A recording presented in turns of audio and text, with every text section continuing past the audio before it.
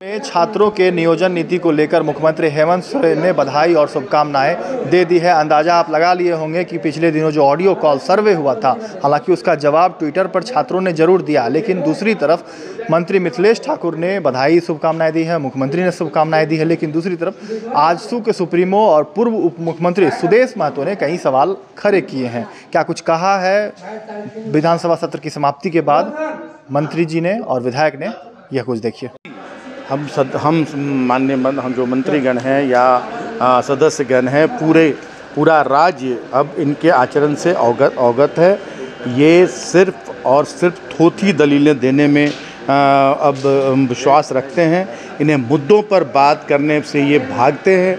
जब प्रश्नकाल होता है तो ये सदन को बाधित करते हैं। प्रश्नकाल कितना महत्वपूर्ण होता है। सदस्यगण सुबह 4 बजे आकर प्रश्न डालते हैं और 15-15 दिन पहले प्रश्न डालते हैं, जो तारांकित प्रश्न होते हैं, अल्पसूचित प्रश्न रहते हैं, ध्यान आकर्षण के प्रश्न रहते हैं।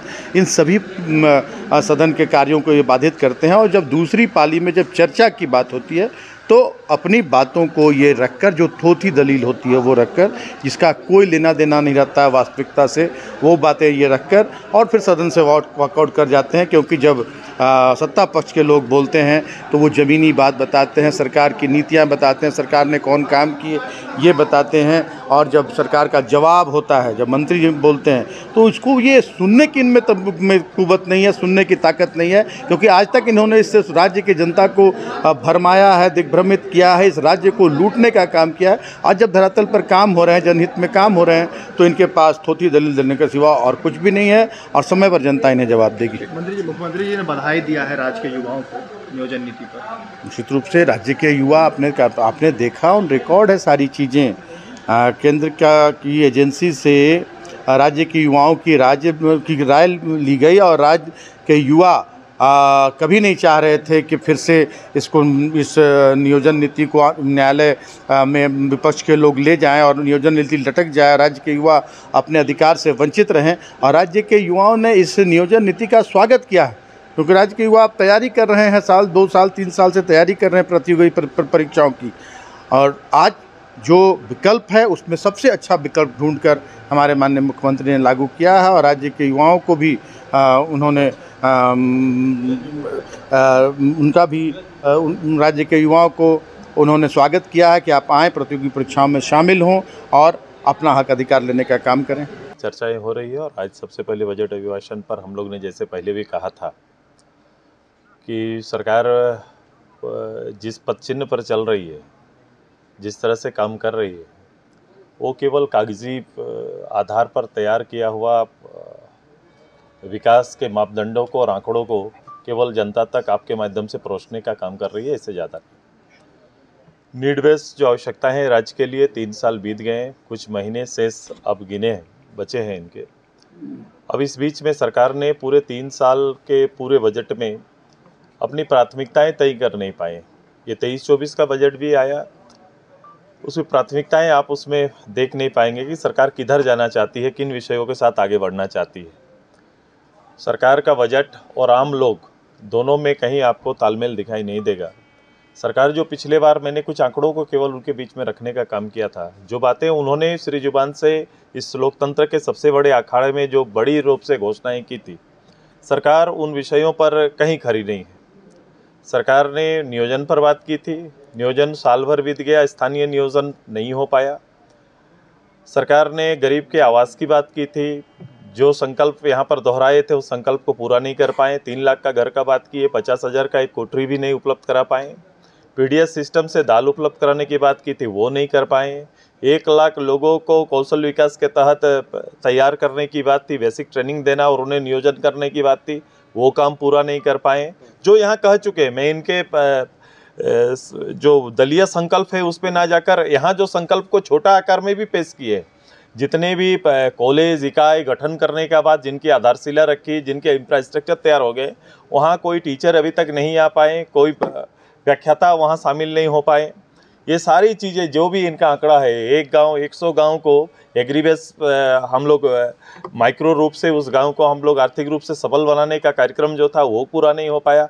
हर इंडेक्स जो भी है डेवलपमेंट के 17 इंडेक्स के ऊपर एक कल्याणकारी सरकार का तबका लेकर काम करने वाले लोग पूरा नहीं कर रहे हैं। उसमें भी सबसे बड़ा विषय है जिस मेजॉरिटी आबादी के ऊपर ये चर्चा हमेशा करते हैं, जिसकी दुहाई देते हैं और जिसके वोट को एकत्रित करने के लिए दिन रात बात करते रहते हैं, आज उसके बेस को कमज़ोर करने का काम कर रहे हैं। हाँ, मैं उल्लेखित कर रहा हूँ कि शिक्षा का आवश्यकता क्यों पड़ी, इसकी आवश्यकता क्यों पड़ी, मैं ये कह रहा हूँ। सरकार को ट्वीट से बात करने की आवश्यकता क्यों पड़ी?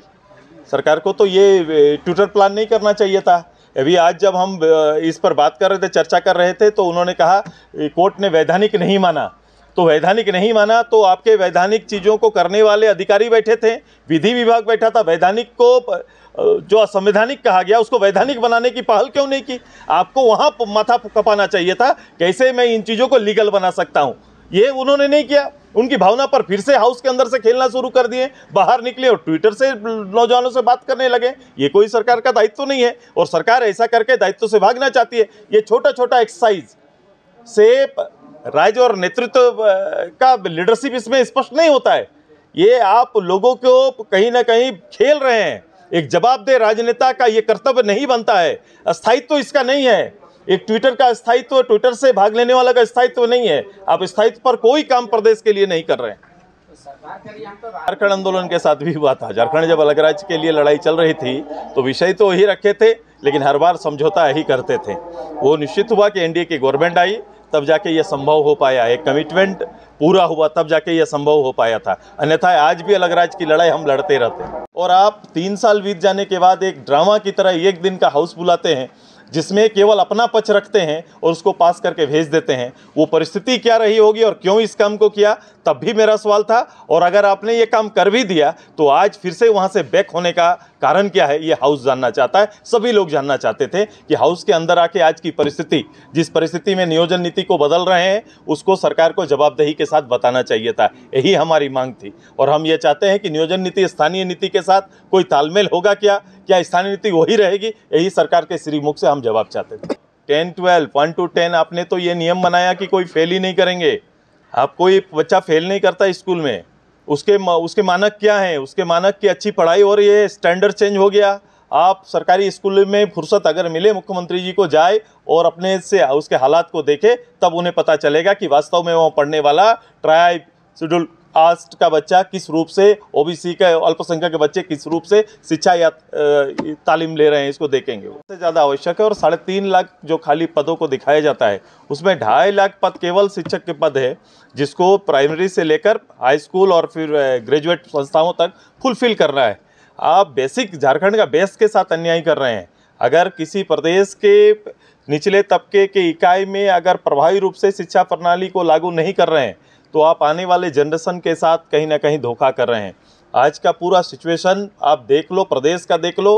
केवल जीने के लिए अनाज और कुछ आपके पेंशन की राशि से ये राज्य के निर्माण नहीं हो रहे हैं, होगा, ये भविष्य नहीं है। आपको देखना होगा। आप 2 काम जरूर करेंगे, लेकिन आपको हमेशा इस राज्य की प्रायोरिटी यहाँ के ट्राइबल, यहाँ के schedule caste, schedule tribes, OBC, अल्पसंख्यक, अदर्स के लिए जो आपका प्लान होना चाहिए। आज आप जिस बच्चों को जिस नाम से दुआई देते हैं, उसके सबसे ज़्यादा बच्चे ग्रामीण आपके स्कूल में, सरकारी विद्यालयों में सबसे ज़्यादा बच्चे इन्हीं समाज से आते हैं, जिनके साथ आप अन्याय कर रहे हैं, जिनके साथ उनके भविष्य के साथ खिलवाड़ कर रहे हैं। रही बात नीति आधारित, जो लोग तैयार हो गए हैं, जो लोग एग्ज़ाम के लिए तैयार थे, जो 3.5 लाख नौकरी को भरने वाले थे, उनको अपने सपना दिखाया था कि मैं अपने प्रदेश के अंदर नियोजन नीति लेके आऊँगा। मैं आप जो पूछना चाहते थे मुझे, मैं यही तो जानना चाहता हूँ कि किस परिस्थिति में आपने एक दिन का विशेष सत्र बुलाया।